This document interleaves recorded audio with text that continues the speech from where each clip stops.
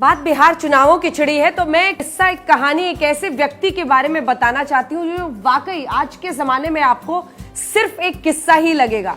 यकीन करना मुश्किल होगा कि कोई मुख्यमंत्री, और वो भी एक बार नहीं दो बार, दूसरे उप मुख्यमंत्री और 2 बार मुख्यमंत्री रहे एक ऐसे नेता की एक कहानी है जो रिक्शा पर चलते थे। जब उनका निधन हुआ तो पटना तो छोड़िए, अपने पैतृक गांव में उनके पास एक मकान नहीं था जो विरासत में वो किसी को देते।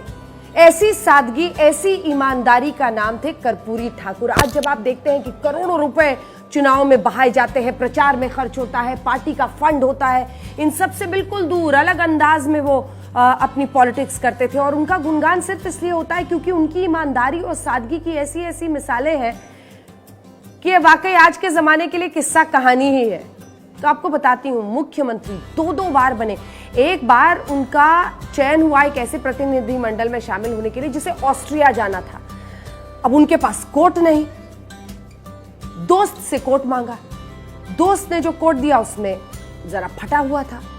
अब ऑस्ट्रिया गए और उसी के साथ वो शामिल हुए। वहां पर कहा जाता है कि यूगोस्लाविया के जो शासक थे मार्शल टीटो, उन्होंने देखा वो फटा हुआ कोट और फिर उन्हें एक नया कोट गिफ्ट किया। ऐसी सादगी, ऐसा व्यक्तित्व। एक और किस्सा है उनके बारे में कि एक बार उनके पिता का, चूंकि वो पिछड़ी जाति से आते थे, एक बार पिता का अपमान किया। वहां पर जो कुछ दबंग सामंती लोग थे उन्होंने उनके पिता का अपमान किया तो पूरी खबर फैली कि डीएम साहब आ रहे हैं, डीएम साहब आ रहे हैं, उनके घर पे उनके पिता का अपमान कर दिया है, डीएम साहब आ रहे हैं, पुलिस के खिलाफ कार्रवाई करेंगे और इन लोगों के खिलाफ कार्रवाई करेंगे।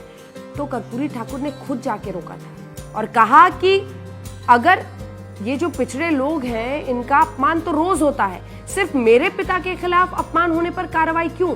अगर पुलिस वाकई किसी का अपमान न होने दे, सख्त कार्रवाई करे तब बात हो।